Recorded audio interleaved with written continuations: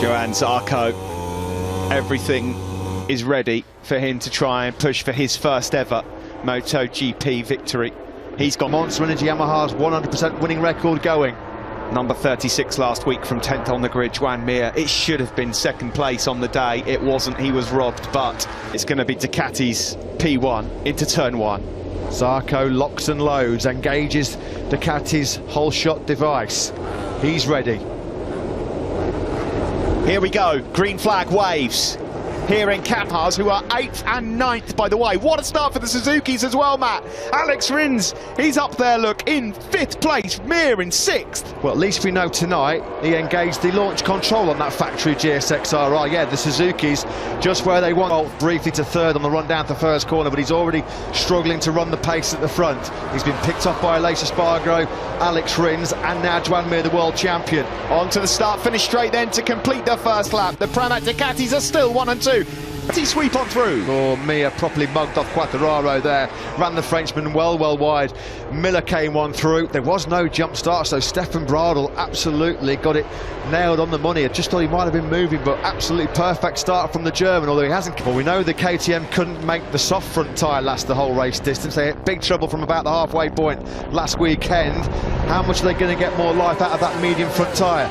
Alex Rins is the man to keep an eye on in 4th place. He's just set the fastest lap of the Grand Prix so far. Well, for a strong result for the Suzukis, because they've already got themselves quite strong positions, and we do know, we keep saying it, yes, we know it's pretty well known, but the Suzuki can be gentle on that rear tyre. It can nurse the rear tyre very well by the 2 Ducatis in front of him down that start-finish straight. He's not losing a lot of ground though. The headwind, which is blowing, perhaps not as strong as last week's race, it will certainly be having an impact on Ducati's top speed.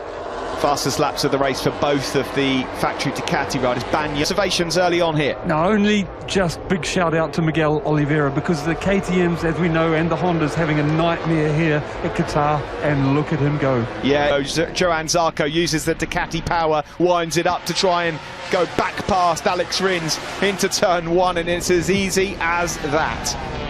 Alex Rins, all the hard work to do yet again. He has a bit of a moment on the front end there as well, going into the first corner.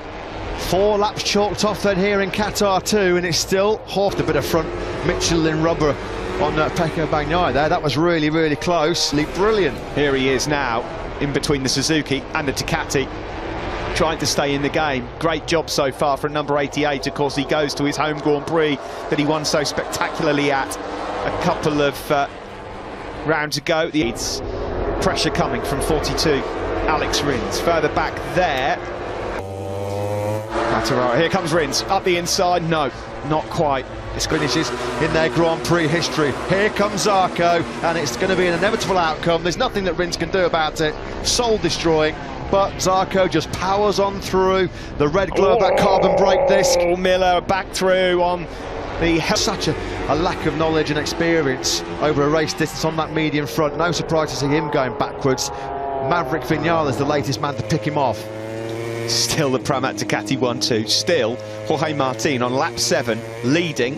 To Bagnaia, once he was able to dispense of Miguel Oliveira, he's very quickly got his hooks into this lead group and found some seriously good rhythm. That's why he's just on the fastest lap of the race, a 54.491, a new race record. He worked so hard yesterday in FP4 on really used tyre 88. They had no choice to go for the medium front tyre, given the fact that the soft wasn't lasting. Well, they did have a choice, of course they could have run the soft, but it wasn't going to last the race, and it's been a struggle for Lecquone and Petrucci, 19th and 20th on the Tech 3 KTM.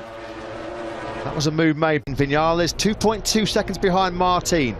Yeah, they're just so far back, aren't they? I mean, you wouldn't put it past them, but it would be some ride from Quartararo and Vinales on lap 9 to manage to get through. Again, asking questions here. Alex Rins, of course, here to go up the inside and take the lead of the race. No, again, though.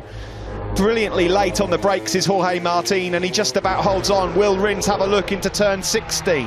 No. And he's going to have to sit tight now. There's no way in a million years a Suzuki is going to blitz a Ducati down a 1 kilometre straight like it is here in Zarco. Yet again, Steve, the only man in the pack in the 54s last time around was Maverick Vinales. He's found some really good speed at this stage of the race. He can see that the leaders aren't getting away from him, so he's not having to over-stress that rear tyre. Vinales are to 4th, 5th and 6th gear. There's nothing that the other riders can do. Aleix Espargaro said last weekend, if there's one weak area of this new Aprilia, it's when they get it up to 5th and 6th gear. They're just lacking that little bit of outright top speed. Nothing he could do, nothing. And on the KTM is Brad Binder. Yeah, quickly got his head around that medium Michelin front tyre, as he Brad Binder. Really good rescue job by him. Valentino Rossi's taken Danilo Petrucci finally. Rossi in 20th spot. He's 0.4 of a second though behind Takanaka for the first corner. So we've got the half race distance, and Jorge Martin has led all 11 laps so far and still looking very, very comfortable on that Pramac Ducati. The two Rins, first of all, he's got to contend with his teammate Pecco Bagnaia. Don't think we've seen all the cards from Joan. Oh, Rins! He How was has he stayed on? The front was gone. Wow. Unbelievable They save. knew that, they knew that. He's been 2. We've got 4 Ducatis in the top 5. Make that 3 Ducatis in the top 3. Bagnaia goes through on Rins. Well, Ducati cannot believe it. There's their general manager, Gigi Dall'Igna. In MotoGP history, we have never had a Ducati lockout of the podium. There's a long, long way to go here. Still plenty of life in this race, but that's exactly where we are. Martin, Zarco and Bagnaia with... And Mir, side to side. They bash into each other. Yeah, hand up from Jack Miller. Wow, those two are having some big, big scares. Alex Marquez has crashed out for the second week in succession. What a nightmare start to the 25th anniversary of the race. Tech 3, a nightmare for them. Pol Espargaro, keep an eye on the Repsol Honda man. He's closing on this group. He is closing. 7/10 off Joan Mir now is the number 44. Simon, you got something to add? Yeah, guys, what I can see there, and before Jack Miller and Mir came together... It's quicker than the world champion on the last lap. He was confident in terms of his race pace. Poor qualifying down in 15th. He can't get any pace out of that Repsol Honda on soft tyres, but in race trim, he's looked strong all weekend. 8 to go, and it's still Jorge Martin. He hasn't seen the rear tyre of anybody in this Qatar Grand Prix at the moment. Through we go, into the last corner again. And we're going to have maybe 10, 11, 12 bikes here fighting it out. And Enea Bastianini, the other rookie, has also joined the party. Well, we've had fireworks already here, haven't we? In that matter, hats off, fellas, hats off. Quartararo in 4th. You would not have thought we'd be saying this on lap 16, but Jorge Martin could win this. He could win this, yes, that is not beyond the realms of possibility, and I think, Matt, we are well on course, but the closest ever top 10 in. So hard to know where to look at the moment. Miller got Rins, of course. Miller's got beef with Joan Mir, we know that. Crucially, another rider we need to keep an eye on is the race winner from last week. Maverick Vinales then is now on the tail of Alex Rins, and he can sniff both the GP. You can't really discount anybody out of the top 10, really. When you look back through history. Here comes Vinales up the inside of Alex Rins. Nicely done into turn 4. Vinales just starting to ghost his way into podium contention as well. We thought it might be a battle between Ducati. Here he goes! Here he goes! Through goes Fabio Quartararo, and for the first time in this race, Jorge Martin relinquishes the lead, and Lynn Jarvis is happy, not just because of that, because here comes also Maverick Vinales. That was Yamaha's famous corner speed and edge grip in 5.3 seconds. Incredible. Simon. Yeah, guys, to me, the only chance of a Yamaha or Suzuki winning is to come out of turn 1 in front, get enough through the infield that they can hold first down the straight. Yeah, and that's exactly what they're going to try and do. Martin's still on course for what will be a sensational podium finish. He's pushing at the front. It's Fabio Quartararo. He knows that he's got to try and build an advantage here. Alex Rins has done an excellent job, you know, to recover after those moments mid-race as well. He's still in the mix. Yeah, and what about Joan Mir, the world champion? He's down in 9th place. He can't find a way through at the moment. Brilliant here, 55.182, fastest man on the circuit.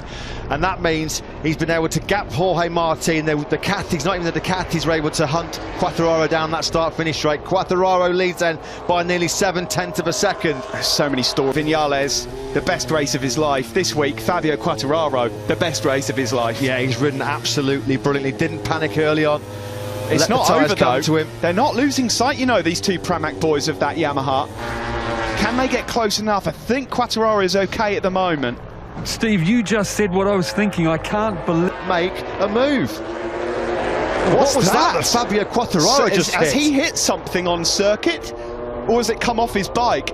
I think that might have been already on the circuit, you know. Yeah. Let's just hope that that's not going to cause any late problems for Fabio Quartararo, because it's Zarco versus Martin for second, but the race winner tonight, no questions about it. A stunner from Fabio Quartararo to win, and the battle for second is close, but it goes to Zarco. Martin finishes third, the rookie, in just his second ever Grand Prix, in an amazing race that has seen, ladies and gentlemen, the top 15 being covered by 8.9, the top 4